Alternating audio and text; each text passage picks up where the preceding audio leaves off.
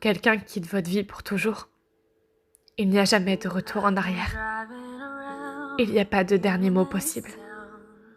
Et cette idée peut avoir des conséquences que nous nous efforçons de nier. Il était bien plus pour moi que ce que j'étais prête à admettre. Et j'ai pas voulu avouer mes peurs et les conséquences qu'elles ont pu avoir. Et maintenant j'ai compris. J'ai compris que ma vie sans lui m'avait laissée dans la peur d'aimer. J'ai peur d'aimer comme je l'ai fait pour lui, et que demain tout disparaisse sans que je puisse dire au revoir. J'ai peur que tout disparaisse et que je puisse de nouveau ressentir la solitude qu'il a laissée.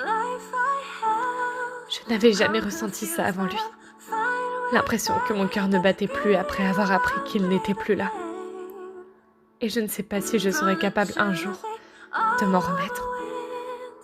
On était jeunes et j'avais l'étrange impression que notre vie ensemble ne débuterait que plus tard, quand le temps nous aura permis de grandir. Et c'est ce même temps qui me l'a arraché.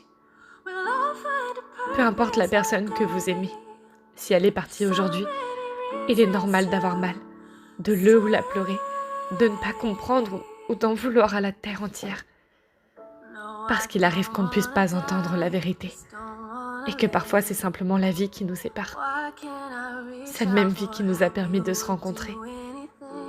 J'en ai voulu à la terre entière, et j'ai essayé de trouver 20 000 raisons de comprendre comment ça a pu arriver. Mais voilà ce que j'ai compris. Une part de nous ne comprendra peut-être jamais. Et il n'y a parfois simplement pas de raison suffisante pour expliquer les raisons de leur départ. La douleur, quant à elle, elle reste tapie au fond de nous. Et c'est pas plus mal comme ça. Vous réapprendrez à rire, à sortir, à aimer. Et vous n'oublierez jamais comment vous en êtes arrivé là. Moi, il est la raison pour laquelle je suis devenue qui je suis. Il est aussi la raison pour laquelle j'ai peur d'aimer. Et aussi celle pour laquelle je dois vaincre mes craintes.